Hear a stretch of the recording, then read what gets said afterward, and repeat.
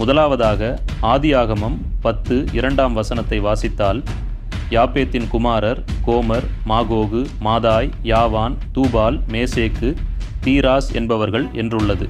இந்த வசனத்தில் தீராஸ் என்பது தமிழர்களின் முன்னோர்களுடன் தொடர்புடையதாக கருதப்படுகிறது. தீராஸ் என்ற பெயர் திராவிடம் என்ற வார்த்தையுடன் ஒத்துப்போகிறது.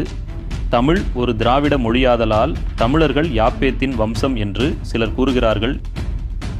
இரண்டாவதாக, காமீன் குமாரன் கானான் மற்றும் கானானியர் என்பது தமிழர்களின் முன்னோர்களுடன் தொடர்புடையதாக கருதப்படுகிறது. கானானியர் என்ற பெயர் தமிழ் வார்த்தையுடன் ஒத்துப்போகிறது. இது தமிழ் மொழியையும் மக்களையும் குறிக்கிறது. ஆகவே தமிழர்கள் காமீன் வம்சம் என்றும் சிலர் கூறுகிறார்கள். முக்கியமாக மூன்றாவதாக, பைபிள் ஆய்வுகளின்படி பார்த்தால் நோவாவின் மகனாகிய யாபேத்தின் வழிவந்தவர்கள் ஐரோப்பா மற்றும் ஆசியாவின் வடக்கு மற்றும் மேற்கு பகுதிகளுக்கு சென்று குடியேறினர்.